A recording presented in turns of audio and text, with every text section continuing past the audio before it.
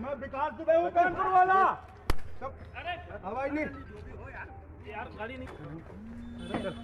मैं विकास दुबे हूँ, कानपुर वाला। जी हाँ, यह वही विकास दुबे है जिसे उज्जैन के महाकाल मंदिर से पकड़कर एसटीएफ की टीम कानपुर ले जा रही थी और कानपुर से थोड़ी दूर पहले गाड़ी पलट जाने के बाद भागने का असफल प्रयास करने के दौरान उत्तर प्रदेश पुलिस ने यमलोक का रास्ता दिखा दिया।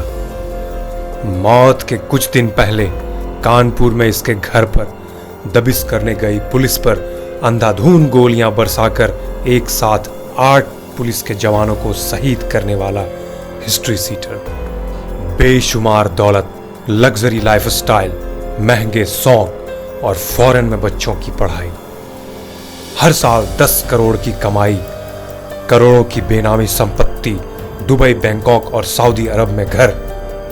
ये लाइफस्टाइल थी विकास दुबे की। सोचने वाली बात यह है कि एक मामूली सा गुंडा विकास दुबे इतनी आलीशान जिंदगी कैसे जीता था और कहां से लाता था इतने सारे पैसे।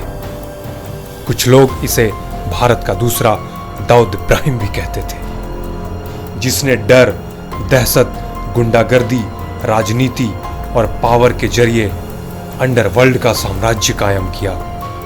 कहा जाता है इस गैंगस्टर के तार कई राजनीतिक पार्टियों से जुड़े हुए थे। विकास की संपत्ति 100 करोड़ से भी अधिक थी। इसने यह सारी संपत्ति लोगों को डरा धमका कर बनाई थी और इसमें उसका साथ दिया था पॉलिटिक्स ने। विकास की मौत के साथ बहुत सारे राज दफन हो चुके हैं, परंतु अभी जांच के बाद क्या क्या सच्चाई सामने आती है, यह एक कौतूहल का विषय है। अभी जांच के शुरुआती दौर में ही 100 करोड़ से ऊपर की संपत्ति का पर्दाफाश हो चुका है। यूपी एसटीएफ की अभी तक की जांच की माने तो विकास दुबे ने विदेशों में प्रॉपर्टी खरीद रखी है जिनकी कीमत करोड़ों है। विकास दुबे ने पिछले 3 सालों में 14 देशों की यात्राएं की है। इसी दौरान उसने सऊदी अरब और थाईलैंड में पेंट हाउस भी खरीदी। प्रवर्तन निदेशालय से जुड़े एक अधिकारी ने बताया कि विकास और उसके गैंग के खास लोगों की संपत्तियों और बैंक खातों का ब्यौरा जुटाया जा रहा है। प्रवर्तन निदेशालय ने कानपुर पुलिस से गैंगस्टर विकास दुबे, उनके परिवार और करीबी सहयोगियों की चल अचल संपत्ति का ब्यौरा मांगा है। हाल ही में उसने लखनऊ में एक बंगला खरीदा है जिसकी कीमत 20 करोड़ से ऊपर है। इसके अलावा कानपुर के अंदर ब्रह्मनगर में 6 मकान, आर्यनगर में एक अपार्टमेंट में 8 फ्लैट और पनकी में एक डुप्लेक्स कोठी की जानकारी मिली है। इसकी अनुमानित कीमत 28 करोड़ बताई जा रही है। यूपीएसटीएफ ने एक हफ्ते पहले विकास दुबे के खजांची कानपुर के रहने वाले जय वाजपेयी को हिरासत में लिया था। पूछताछ में खुलासा हुआ कि विकास का पैसा हवाला, प्रॉपर्टी व अन्य कारोबार में लगाया है। विकास ने यूपी में इस कदर दहशत फैला रखी थी कि बड़े से बड़ा पावरफुल आदमी भी उसके सामने सर झुकाता था। कहा जाता है इसकी गैंग यूपी में 500 से अधिक फैक्ट्रियों से रंगदारी वसूलता था। अनुमान के अनुसार विकास इन फैक्ट्रियों से लगभग 1 करोड़ रुपए महीना कमाता था। वह रियल एस्टेट का भी बहुत बड़ा माफिया था। जबरन जमीनों पर कब्जा करता और फिर बेचकर गाढ़ी कमाई करता था।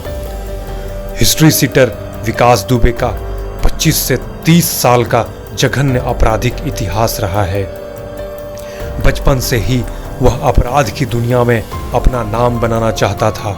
पहले उसने गैंग बनाया और लूट, डकैती, हत्याएं करने लगा। 19 साल पहले थाने में घुसकर दर्जा प्राप्त राज्य मंत्री की हत्या की और उसके बाद उसने राजनीति में एंट्री लेने की कोशिश की थी, लेकिन तब तक बहुत देर हो चुकी थी।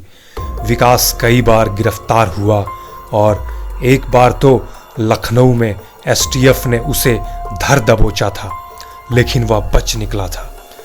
आपको बताता चलूं कि जब से यूपी में आदरणीय मुख्यमंत्री योगी जी की सरकार बनी है, तब से ऐसे एनकाउंटर होते रहते हैं। मार्च 2017 में बनी योगी सरकार जब 2018 में 1 साल की रिपोर्ट पेश कर रही थी, तब यह आंकड़ा 1241 के आसपास था। अभी तक का अनुमान आप खुद लगा सकते हैं। ऐसे गुंडे कब तक नेताओं की शरण में रहकर जनता को लूटते रहेंगे? आखिर क्यों इनकम टैक्स के अधिकारी इतने दिनों तक खामोश थे? आखिर कब जिम्मेदारी लेंगे हमारे देश के शासन प्रशासन में बैठे हुए लोग? हमें कमेंट बॉक्स में जरूर बताइएगा। ऐसे ही खबरों के लिए सब्सक्राइब करिए आपके अपने न्यूज चैनल मुफ्त न्यूज को। फिर मिलते हैं ऐसे ही किसी वीडियो के साथ। तब तक आप लोग अपना और अपनों का ख्याल रखिए।